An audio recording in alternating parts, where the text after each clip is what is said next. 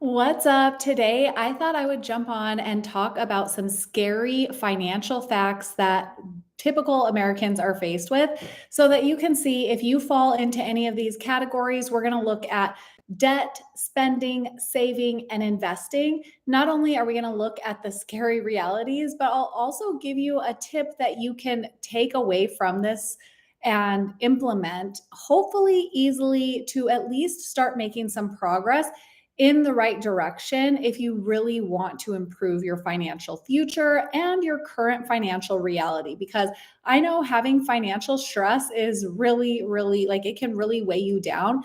So I'm going to do what I can today on this video to help you through that. And I used to work as a financial advisor. I've worked at Morgan Stanley, Schwab, E-Trade. And while I was there, I got to see how wealthy people not only manage their money, but I talked to them about how they accumulated their wealth. So it gave me that inside perspective that I really didn't have or get anywhere else. So it was nice to have that. And I will be sharing some of those tips throughout this video today. So let's get into it. And of course, if you have any questions or comments, drop those in there as we go through. I did put a couple of calculators that I'll get to in the live in a little bit. I'll mention those, but they're in the description there, or they're tagged in the comment section, whatever. Okay. Anyways, let's get into it. Okay, so debt. First, we're going to talk about debt. 3 out of 5 Americans are in credit card debt and owe an average of about $5,000. 23% go deeper into debt every single month, and 28% of people think it'll take 5 years to pay back that debt. So let's think about this. So $5,000 of debt, that's the typical amount that people have, 3 out of 5 people. If you find yourself in this position, the quickest, easiest thing that you could do is to run your numbers in a loan payoff calculator, at least to figure out where you realistically stand and how long it'll take you to pay it off. Will it take 5 years? Can you do it in less? And what does it look like if you add an extra $50 or $100 per month? What does that look like as far as reducing the overall interest that you'll pay and how quickly you can get that knocked out? So the key here is awareness, figuring out where you stand. Then you can make logical choices when it comes to getting that paid off. And that's a calculator that I linked. It's a loan payoff calculator that'll really help you. It's a simple tool to give you that starting point. Now, 48% of people rely on credit cards for their everyday expenses. If this is you, first of all, I completely understand because inflation is real, budgets are tight, spending cost of living is just crazy, right? But what we have to remember is that even wealthy people, even high earners, I should say high earners, not necessarily wealthy people, but even high earners still have a hard time with their budgets. They still spend all that they make. And so what that tells us is if you can figure out a way to see what you're spending, and this is the annoying part where you have to go back and actually backtrack your expenses, look at your credit card bill and your bank statements and see okay, where is my money going?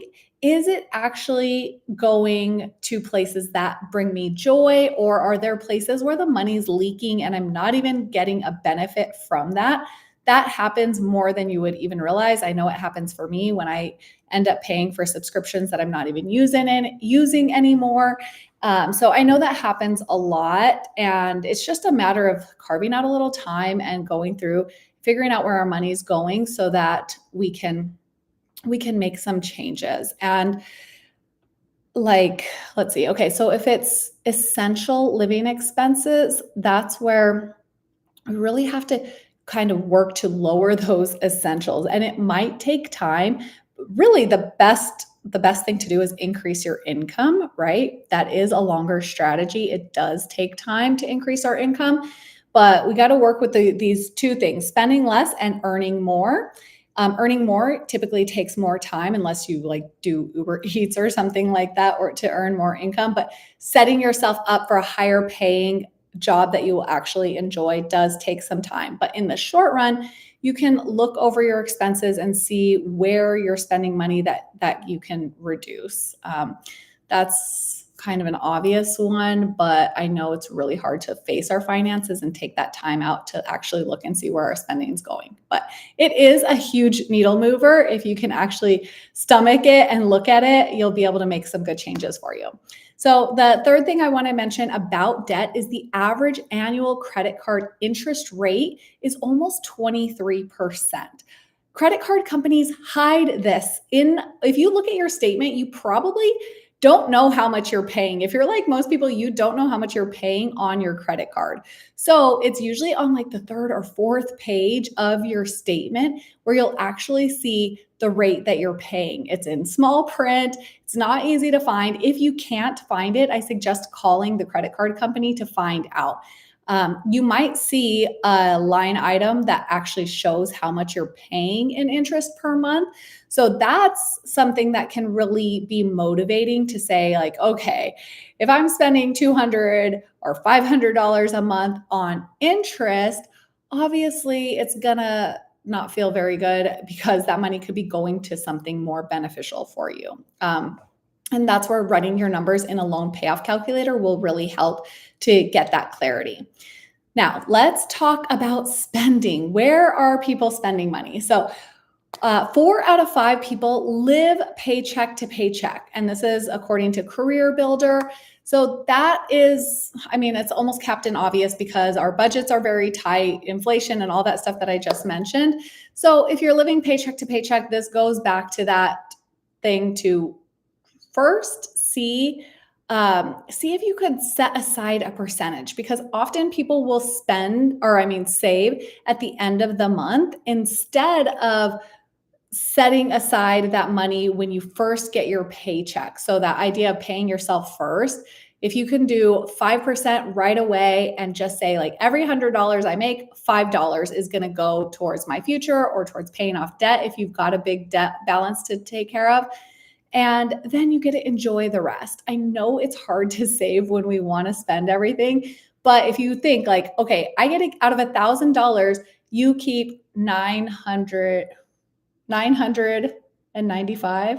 Out of $100, you keep $95 and you save, or you spend $95. Sorry, I'm getting like flustered here. I got my candle on. It's kind of making me warm up. But out of the $95 or $100 you make, 95 is yours to spend. 5 is for your future. So if you could start with that, and then of course work to get that up to 10%, 15%, and as much as you can and want to for your future.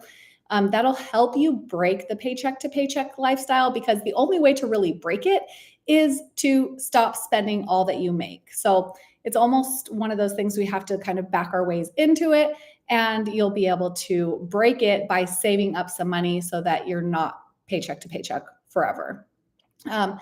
The average monthly non-essential that people are spending is $838. That is a good chunk of change that a portion of that, even a portion, could go towards your future. Of course, we know that. But if you invest $400 per month, I think it is, you will likely get to $1 million in 30 years. So that's half of the non-essential spending that people are doing. If you could start with 10% or a quarter of that and direct it towards your future, you probably won't even realize it, since it's non-essential spending that $838 per month is typically going towards. Now, savings. Okay, so the median savings number, and this is very important to realize, median versus average numbers. I see average numbers mentioned all the time, and averages just do not represent the typical American because of the ultra wealthy people that have these huge accounts that just skew the balances up for everyone else. So the median numbers, this is what you want to consider when you're looking at different facts. So median savings accounts balances for people age 65 to 74 is $134,000. So the average is 426,000. Obviously, that is just not the reality for most people. 426,000 is not what people have, even though it's the average. The median, 134,000, is what people have. 50% have more, 50% have less than this. Now, this is just a super scary fact because think about that. You work your whole entire life and you have $134,000, and this is the time that you want to be enjoying your life. Work optional if you love it, but if you want to chill and travel and do whatever, you can do that, or you should be able to do that by that age. I think if anyone watches this and they're in that boat, they can probably very much stress the importance of saving early. Once you get to that age of 65, it does become harder to save. It's not impossible, but you just have less time to work with, and that's just the reality of it. So when people are younger, I just hear this all the time. People say like 60 is just too far away for me to even worry about or to even save. So, or I hear, what if I die before I get there? What if I save all this money and I don't make it to 65 or to retirement age? I'm just going to enjoy my money now. But the reality is most people are going to make it. If you look at the numbers and the stats of when people actually pass away, so life expectancy tables, you will see that you're very likely to make it to age 60, 70, and even into your 80s. So having $134,000 at age 65 is not going to make you feel very good. So the best thing we can do, of course, is to start saving and investing today, as early as possible, at least making it a priority or a small priority in your life. If you've got bills and out your eyeballs, like it's going to be hard, but you could start small and incrementally increase it over time so that you're not in that position with 134,000. Ideally, we hear people need $1 million.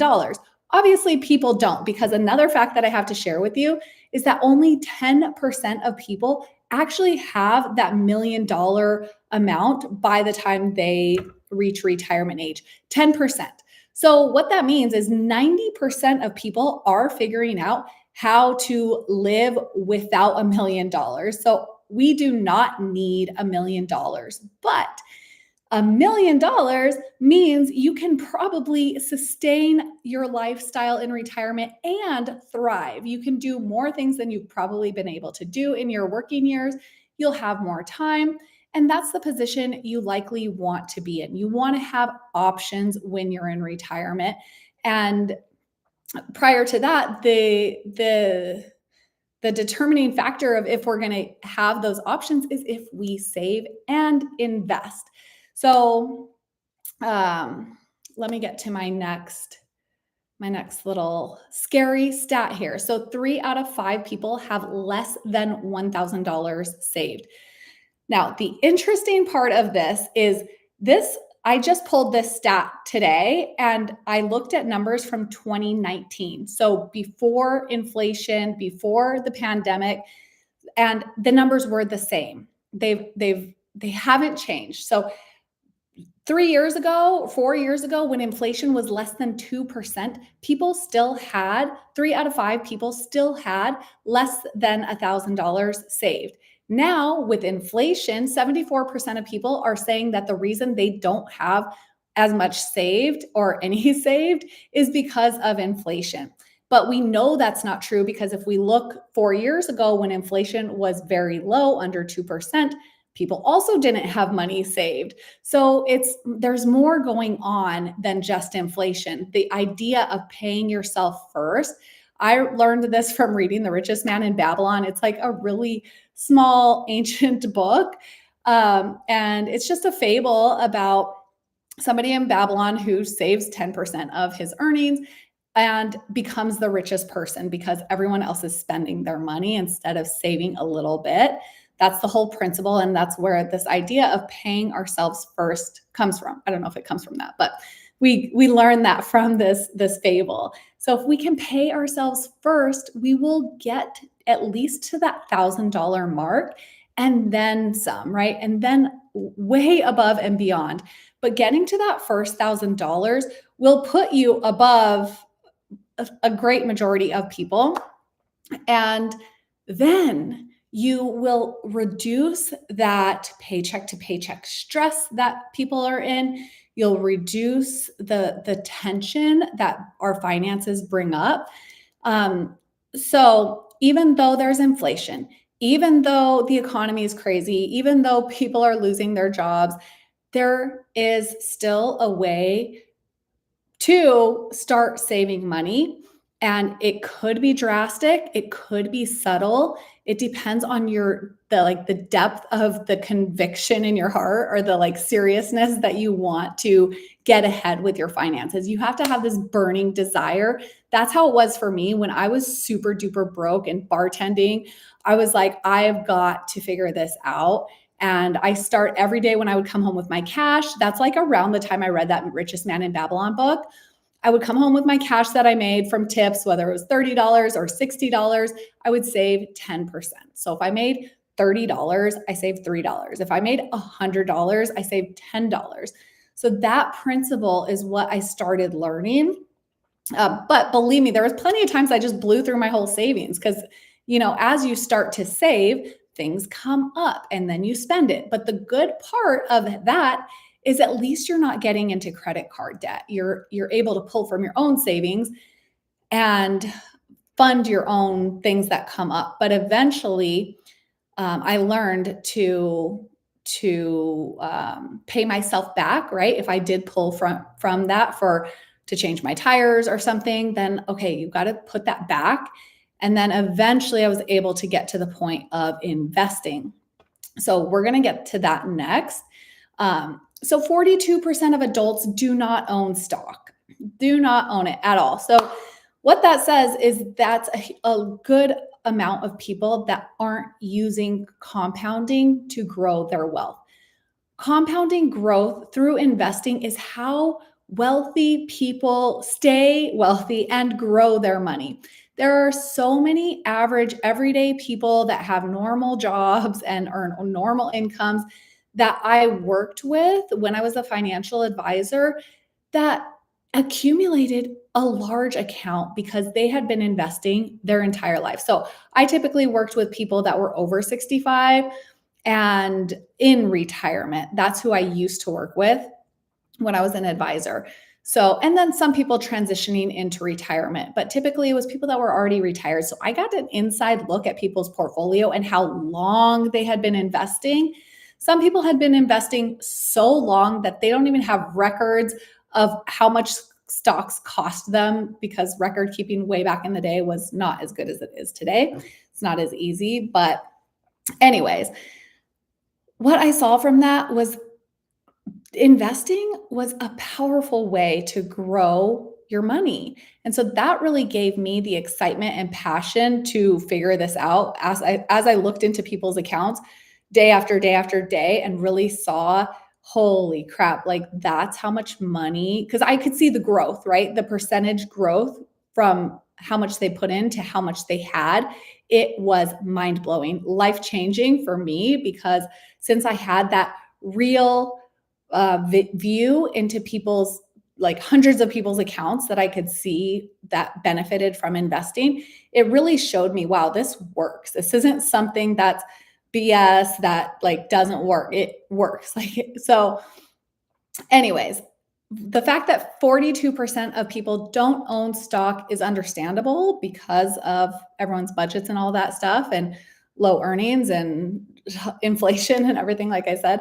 But it's scary, but that should show you like, okay, I don't have to be in that group. Like I can start to do what I can to learn about investing, learn about saving, and then start investing.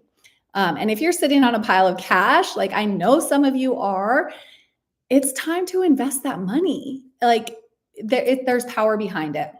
When I met my husband, he had $70,000 chilling in his bank account, just not invested.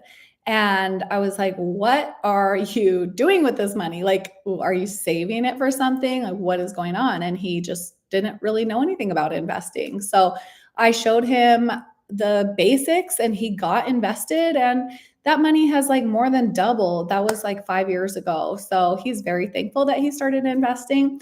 And I want you to get into that as well. So the other scary fact is nearly half of Americans regret not investing in stocks in the last 10 years, or not investing more. So when I was having conversations with people that had been investing for their whole or for a long time, I would ask them, like, what is something you regret? What's something you wish you did sooner? And the number one thing people said was, I wish I invested more sooner, because now they could see the power that investing really had on their money. And they were like, I just wish I would have put more in, because everyone, no matter how much they had, everyone wishes they had more. But that just tells us, like, okay, let me do it, because most people are going to regret not doing it or not doing it sooner. So if you're one of these people that's kind of on the fence about, like, am I going to invest? Am I not? Like, should I do it? Should I not do it? Do it is the answer. And that just comes from like so many people that wish they did, right? If we could just learn from other people that are ahead of us. Another scary thing is 80% of Bitcoin investors have lost money. So this is just like heartbreaking, because I know a lot of people, Bitcoin, or for a lot of people, Bitcoin was their very first investment. That was something that people got excited about. They saw that people were making so much money and it looked like a really quick way to make money. And the really harsh reality of it is, by the time the everyday person saw that, it was too late. Of course, we don't know the future for it, but typically we can see the charts. They went out like this. Up here is when most people bought. So those people then lost money. And I saw this when I worked at E-Trade. So when I was at E-Trade, there was what was called broker of the day. When you're broker of the day, you get to answer the phone and take any inbound leads that come through. So what you're hoping for is the person that's at another investment firm will call and say, hey, I've got $1 million at Fidelity and I want to transfer it over to E-Trade. So that's like ding, ding, ding. That's your moneymaker right there. And that's when you benefit from being broker of the day. What mostly happens is you get people calling in saying, hey, I've got $1,000 to invest. I'm new. I want to buy, what was it? It was pot stocks at that time when I was working there. Pot stocks were the rage. And so people were putting $1,000, their first investment, into pot stock. And if any of you follow this, like, you'll see that from that time, pot stocks had gone down about like 80%. So if you invested $1,000, a lot of those people probably have $200 today from investing in that. Now, that is not a good experience for your first time investing. Sorry, my lips had something on them. That's not a good experience. And what that does is it leaves people with the idea that investing doesn't work, that investing isn't a way to make money. But in reality, that is skeptical investing. It's called, what's it called? I can't remember. I think it's called skeptical investing, but it's really a gamble. It's a bet. It's not really traditional investing, because those types of stocks, pot stocks, penny stocks, and a penny stock is anything under $5. So if you see anything going for under $5, that's a penny stock, and it's very, very, very risky. I would stay away from it. But a lot of new investors think, oh, these look cheap. I'm going to go ahead and buy them. And this is what they buy for their first time. This is a really dangerous way to invest, a really quick way to lose money and have a terrible experience with investing. When you invest, you want to see companies that have been around for 10, 20, 30, 40 plus years, right? That have been earning money. You can look at their history. So if jumping into investing, just steer clear of the things that you hear about that are trendy, that if you feel FOMO for something like, oh my God, I got to get into this, that's probably a big red flag that you absolutely should not. Because everybody else, if you're hearing about it, the major traders have already heard about it. They've already taken action on it. And when you buy it, they're probably selling. So that's something I would steer clear of as a new investor. If you did want to get into something that you think is going to skyrocket, get a really small percentage, like 10% or less of your overall investments into that. Okay. So now getting into some investing facts. So what you can do to build your wealth. And well, okay, I think a lot of people have heard this, but obviously, the sooner you start, the better, the more money you'll accumulate later. So, if you start investing at around the age of 35, and I'm looking at the numbers here, so you need about $735 per month to reach $1 million by the time you turn 65 or around 65. If you wait till you're 40, so 5 years later, you need $1,100 per month to reach that $1 million mark. 45, you need $1,800. So backing that up, if you start around age 30, you need $483 per month to reach that $1 million mark.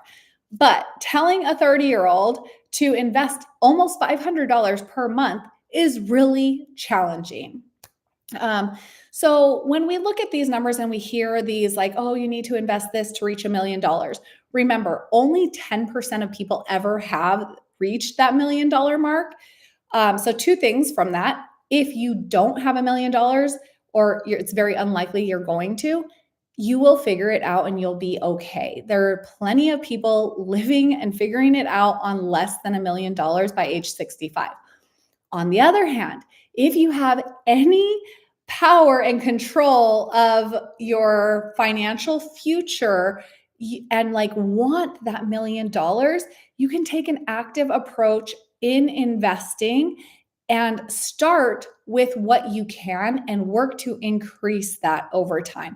Like I said earlier, if you're spending $800 on non-essentials, if you just pull from that bucket, the non-essentials, and pull from like the thing that brings you the least joy first, you could probably find $200 worth of spending there. You could probably find $400 worth of spending there. And you definitely could, if you looked at how much you're spending on your car, if you were to find a cheaper car, there are so many cheaper cars than what you're probably driving that are really good, dependable cars. And I saw this when I was, well, first of all, owning a $4,000 car for like 10 years. It wasn't exactly dependable at all, but it allowed me to save up some money initially. But also more recently, I did help my daughter buy a car, and there's tons of good cars for like $5,000. So that's one way to really lower your expense, your car expense, so that you can use some money to invest or save or get out of debt.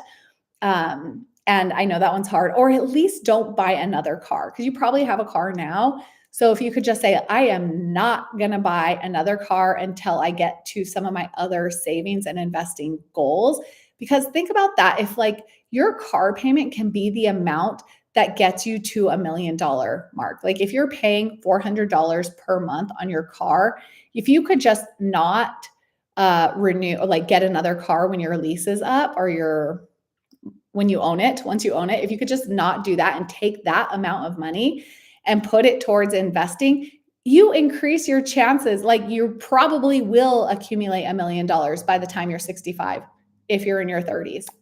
Even if you're in your 40s, you're going to be close to that. What if you get 700,000 or what if you get 500,000? You know, if you don't make the $1 million mark, but you fall somewhere short of that, you're still going to be light years ahead of the typical person, which we saw has $130,000 at age 65.